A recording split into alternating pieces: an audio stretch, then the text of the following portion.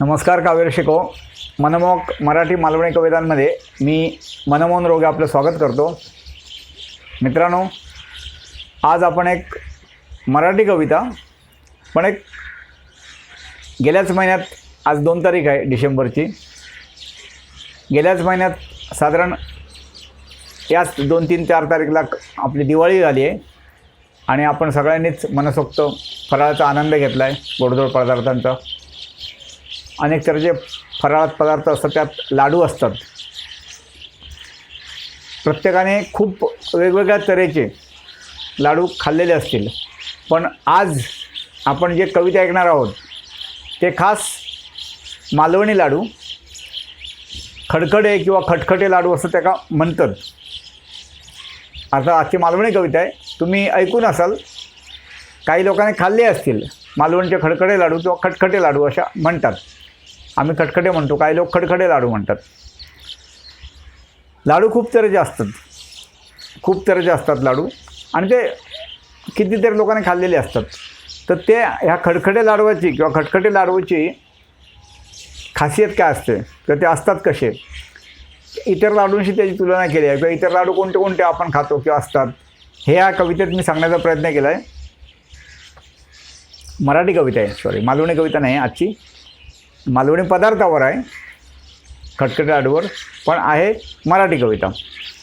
तर आता ऐकूया आपण. खटखटे लाडू. कुणी खाण्या लाडू उठवावा, कुणी खाण्या लाडू उठवावा, जिभेऐवजी हाती कोसळावा. तर बऱ्याच जणांना अनुभव आला असेल रवा लाडू खाताना विशेषतः. कुणी खाण्या लाडू उठवावा, जिभेऐवजी हाती कोसळावा, कधी कोणता लाडू घ्यावा, खाता तो टाळ्यास चिकटवा, खाता तो टाळ्यास चिकटावा. कुणी खाण्या लाडू उठवावा, जिभेऐवजी हाती कोसळावा, कधी कोणता लाडू घ्यावा, तर खाता तो टाळ्यास चिकटावा. धास्ती मज वाटे लाडू घेण्या, धास्ती मज वाटे लाडू घेण्या, फजिती होत असे खाऊ जाण्या. धास्ती मज वाटे लाडू घेण्या, फजिती होत असे खाऊ जाण्या.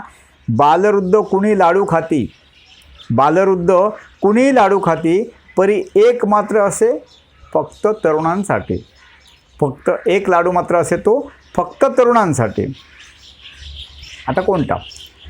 जाड बारीक सेव घेऊनी, जाड बारीक सेव घेऊनी, पाकगुळाचा घट्ट करूनी.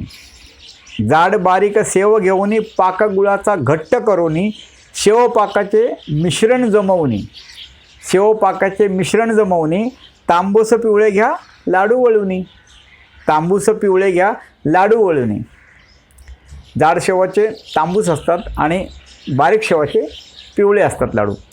जाड बारीक सेव घेऊनी, पाकगुळाचा घट्ट करूनी, शेवपाकाचे मिश्रण जमवणी, तांबूस पिवळे घ्या लाडू बनवणी. लाडू असती किती तऱ्हेतऱ्हेचे, लाडू असती किती तऱ्हेतऱ्हेचे, रवा, बेसन, मूग, तीळ, शेंगदाण्यांचे. लाडू असती किती तऱ्हेतऱ्हेचे, रवा, बेसन, मूग, तीळ, शेंगदाण्याचे. चणा, गहू, तांदूळ, कडक नरम बुंदीचे. चणा, गहू, तांदूळ, कडक नरम बुंदीचे, डिंक, मेथी, राजगिरी आणि कळीचे.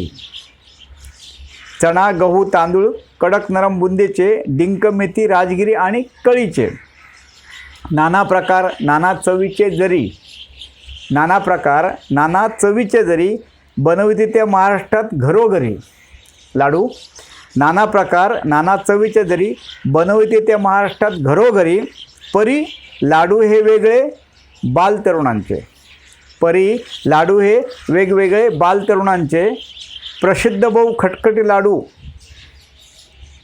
तरुणांचे, मगाशी सांगितलं, प्रसिद्ध बहु खटखटे लाडू मालवणचे. प्रसिद्ध बहु खटखटे लाडू मालवणचे. धन्यवाद मित्रांनो. कधी मालवणात आलात तर मालवणी खाजा आणि खटखटे लाडू अवश्य घ्या.